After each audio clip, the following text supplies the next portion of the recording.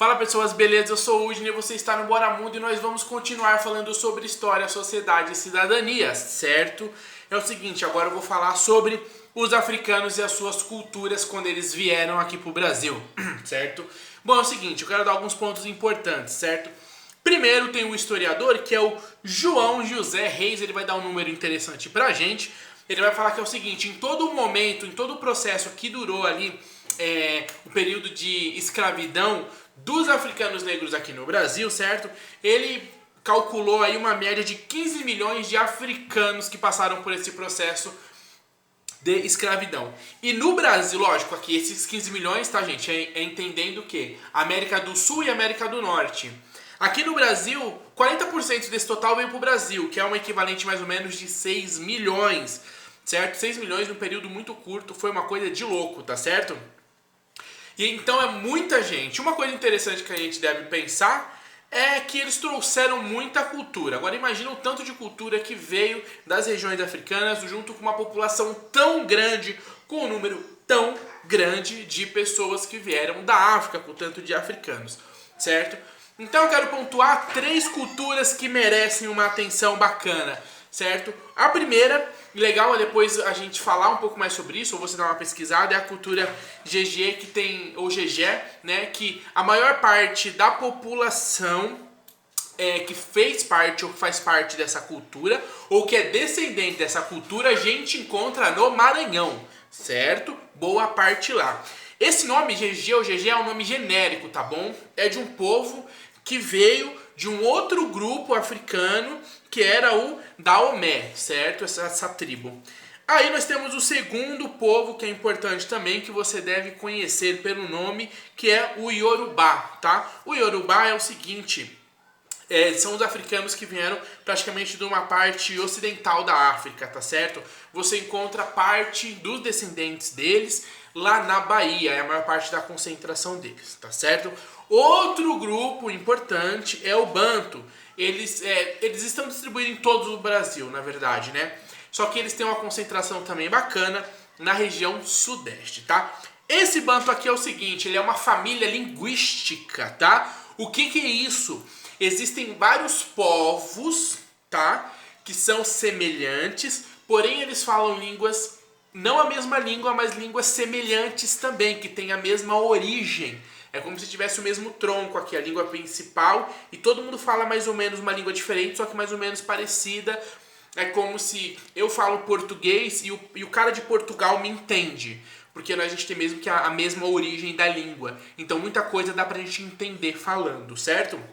Então é mais ou menos isso. Então esse pessoal aqui, essa galera, essa turma, esse grupo é de um grupo de uma família linguística, tá certo? Então a gente tem aqui 3 grandes polos, 3 grandes grupos que trouxeram uma quantidade enorme de cultura nessa transição, nesse momento onde eles vieram como escravos para o Brasil, tá certo? E, logicamente, Brasil, América do Sul e América do Norte também, certo? Outra coisa importante pra gente falar é sobre a travessia. Como é que funcionava aqui o processo de travessia dos escravos que vinham da África para o Brasil? O processo de travessia acontecia através de uma série de portos que já tinham sido estabelecidos na África.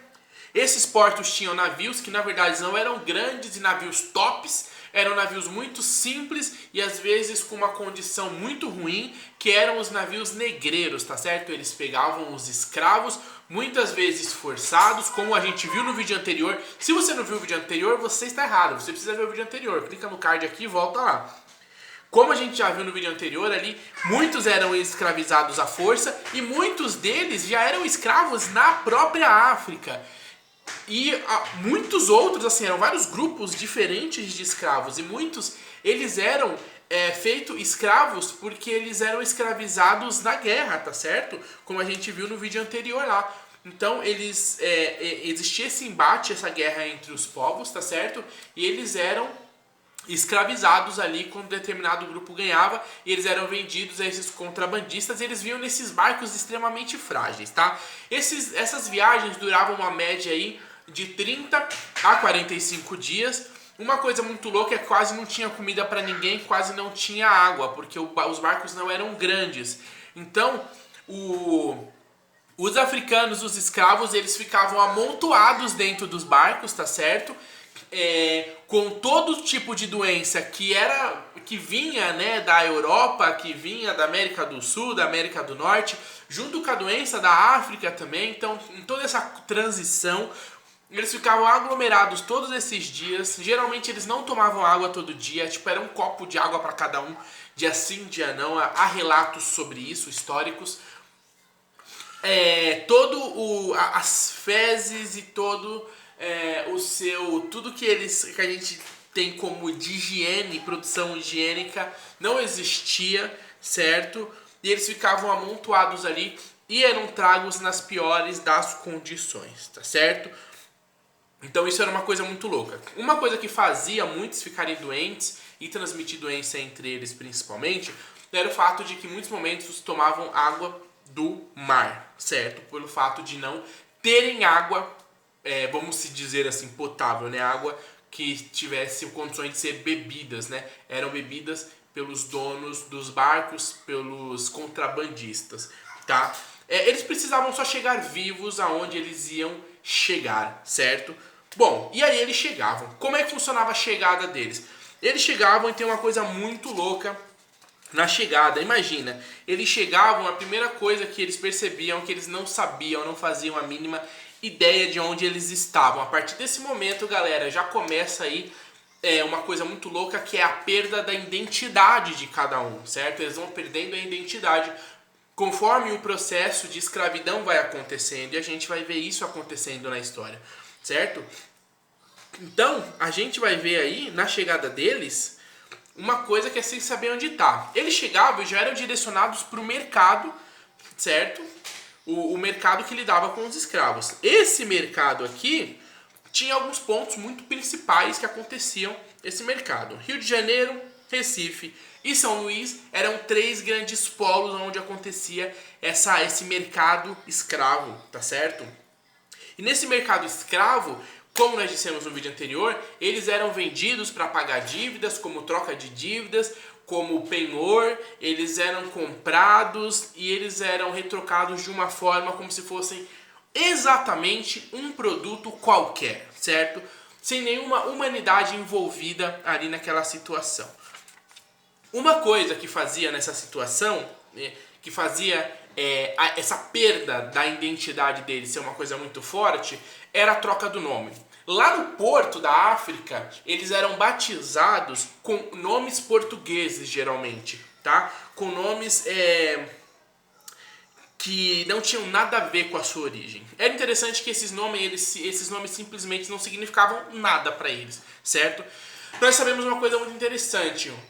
Aqueles que nós chamamos de tribos primitivas, né, vamos se dizer assim, que a história nos coloca, eles têm uma coisa muito interessante, que muitas vezes o nome, ele não é algo solto. O nome tem a ver com a sua família, ou tem a ver com características pessoais suas. Por exemplo, no processo de algumas tribos indígenas aqui no Brasil, o pajé ou líder espiritual da tribo, ele entrava em um momento de transe, às vezes alguns dias, e ele recebia esse nome dos seus deuses e das suas entidades, e esse nome diria algo sobre a sua personalidade. Então o nome não era só uma etiqueta colocada na pessoa. E assim acontecia com muitos dos africanos nas suas tribos. Então perder o nome é perder um pouco da essência do que ele é, né?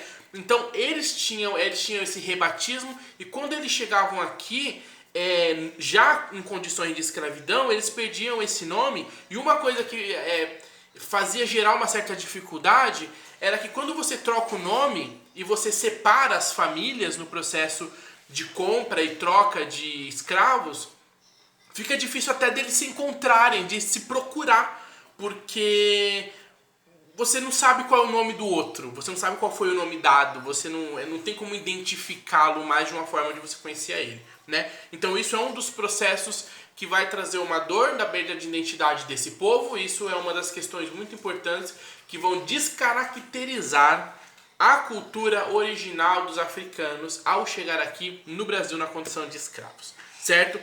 É isso aí, então. Isso foi mais um pedacinho sobre o que nós estamos falando aqui, que é os africanos no Brasil. Bom, estamos falando um pouquinho de cidadania, história e sociedade. Se você gostou, vê a playlist desses vídeos, vai estar muito legal, tá certo? Compartilha, curte, se inscreve. Quer livro para você estudar? De história, de sociologia, livro bacana? Tá aqui na descrição. Clica que eu vou deixar um monte de link interessante para você. Compra pelo link na Amazon aqui no canal para você ajudar a gente, vai? Certo? É isso, deixa seu comentário se você curtiu o vídeo, certo? Falar, pô, bacana, gostei, me ajudou. E até o próximo vídeo. Valeu e até mais.